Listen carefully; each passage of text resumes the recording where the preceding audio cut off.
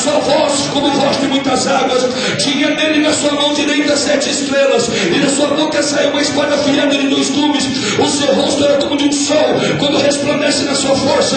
Quando ouvi, caí aos seus pés como morto, e porém depois de mim a sua mão direita e diz: não temas, eu sou o primeiro, eu sou o último, eu estou vivo, fui morto, mas estou vivo para todo sempre. Eu tenho a chave da morte e do inferno.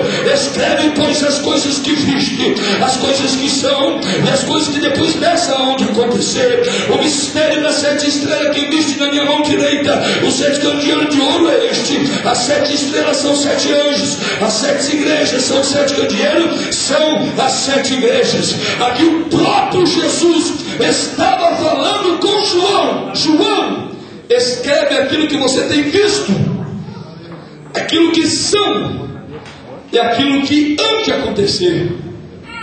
E ele diz assim: escreve, João. Por que, Senhor? Eu quero falar com o meu povo. O Senhor quer falar? Eu quero falar com o meu povo. O que o Senhor quer falar, João? Vai escrevendo aí, vai.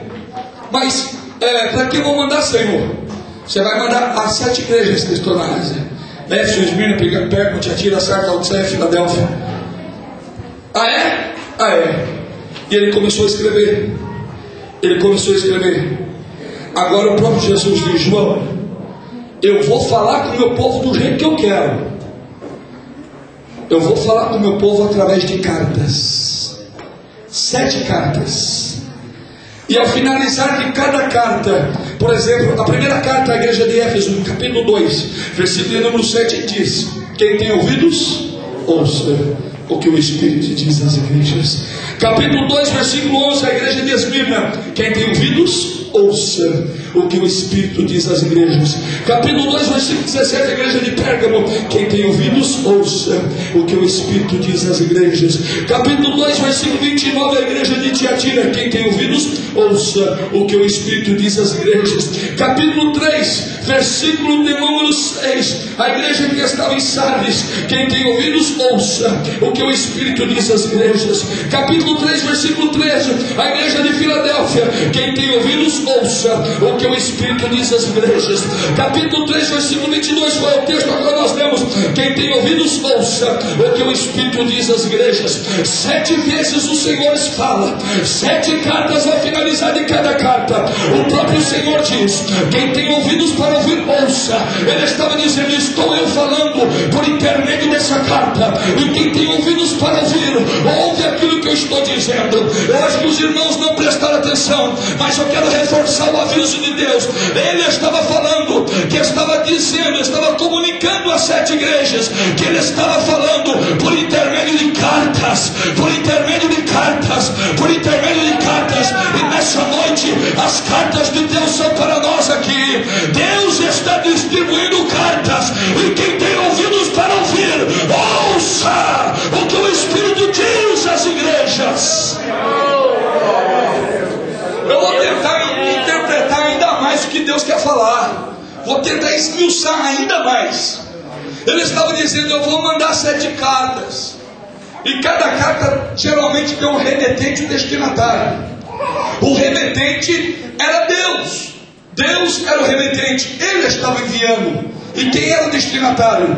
Éfeso, Esmirna, Pérgamo, Sardes, Filadélfia. Sempre tem um destinatário: aquele que manda e aquele que envia. Mas uma carta, por exemplo, do nosso irmão Robinho, para chegar à mão do nosso pastor, precisa de um veículo para chegar até ele. Nós chamamos de correio, mas quem entrega, quem recebe, quem entrega, geralmente é o carteiro. É o carteiro que vai lá bater palma, muitas das vezes atacado pelos cachorros, né? E diz aqui: ó, tem uma carta para você. Ei, pastor, rapaz, o Robinho mandou uma carta para mim.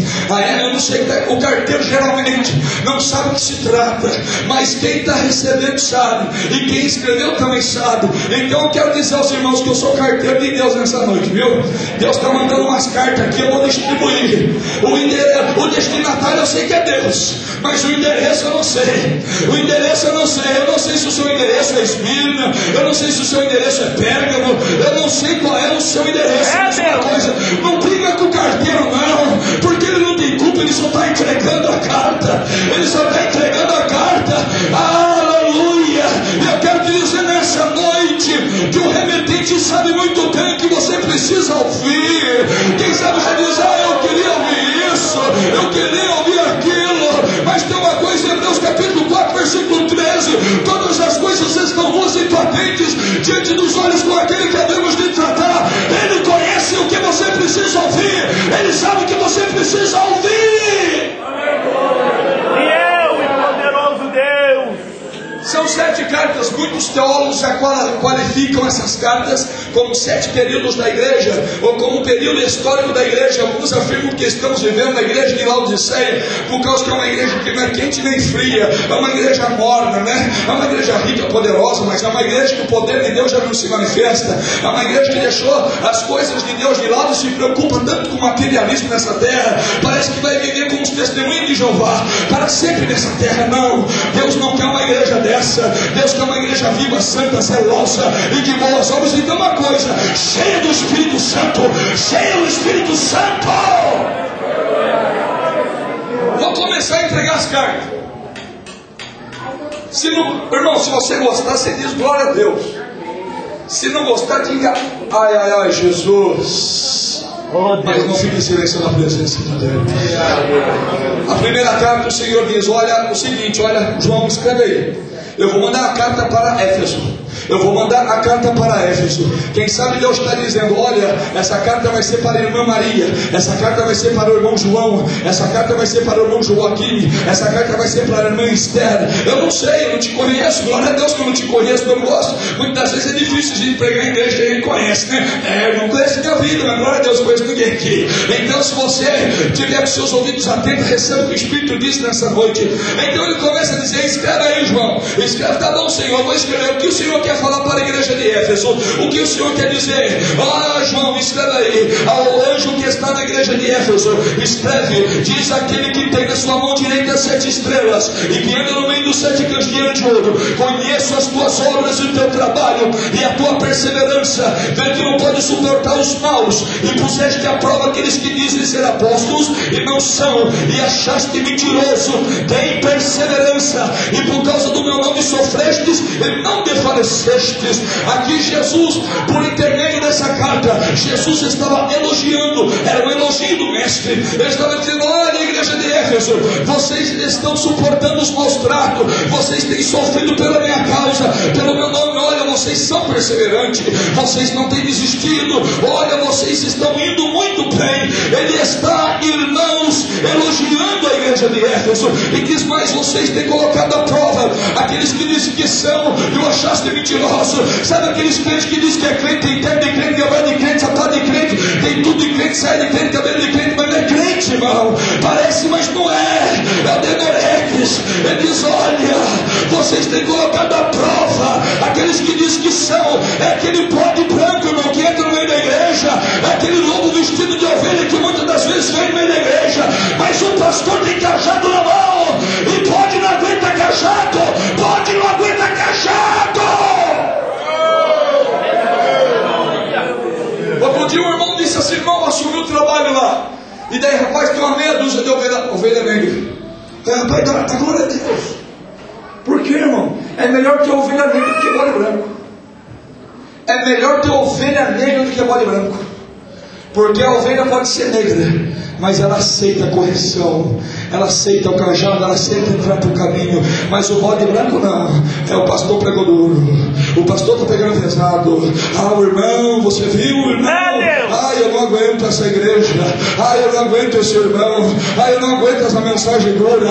Que mensagem dura. Mensagem dura não mata ninguém, irmãos. Aleluia, discerne o que você é nessa noite. Discerne. Eu quero te dizer que pela medicina, dificilmente um bode vai se transformar em ovelha, mas o nosso Deus tem esse poder. Ele tem esse poder, e sua falta de conversão, Ele pode converter o teu quadro nessa noite, e você sair daqui cheio da presença do Senhor.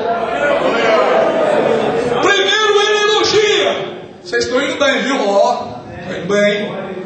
Está bem. Senhor, né? Quer ver o crente inchado? Não dá um elogio nele. Senhor, não me elogiou. Quem sabe os irmãos ficaram assim, né? Olha a carta. Daí quando chega no capítulo 4, Jesus, ô crente, ô igreja de Éfeso, vem aqui. Agora Deus fala assim: ô irmã Maria, irmão João, irmão Joaquim, Joaquina, vem aqui, vem. O que é? Tem um negócio para falar para você, tá? Está muito bem, tá? Mas é o seguinte, versículo 4: tem porém contra ti que deixaste o primeiro amor, Deus, e as primeiras obras. Deus fiel, Deus fiel. Versículo 5: lembra-te, pois, de onde caíste, arrependa-te, pratica as primeiras obras. Se não te arrependeres, virei brevemente a ti, e removerei do seu lugar o seu candeeiro, se não te arrependeres. Pai fiel, Deus exaltado e poderoso. Sabe o que ele está dizendo? Crente, vem aqui. Eu tenho contra ti. Eu vou resumir, irmão, para você entender. Que já não é mais o mesmo. Eu tenho contra ti, que já não é mais a mesma. Eu tenho contra ti que abandonou algumas traduções de primeira qualidade. Algumas dizem primeiras obras, primeiro amor. Eu tenho contra ti que deixou as primeiras obras, deixou o primeiro amor, abandonaste aquilo que tu praticavas.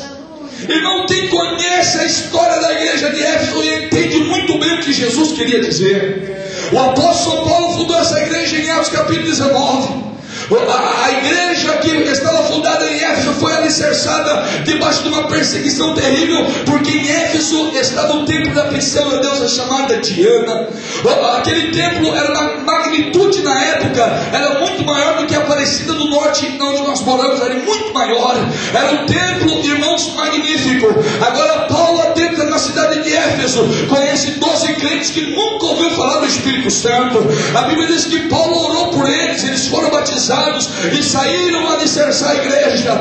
A história da igreja nos diz que a igreja de Éfeso era uma igreja alicerçada e cheia do poder de Deus. Era uma igreja avivada, onde Deus falava, onde Deus curava, onde Deus renovava, onde Deus batizava. O apóstolo São Paulo tinha prazer de estar lá. Em 1 Coríntios capítulo 16, versículo de número 8, ele diz: eu permanecerei em Éfeso até a festa de Pentecoste. Paulo tinha prazer da igreja de Éfeso. Sabe aquele tipo de igreja que você tem prazer de cooperar, aquele tipo de igreja que você tem prazer de ir pregar, aquele tipo de igreja que você tem prazer de ir glorificar o nome do Senhor?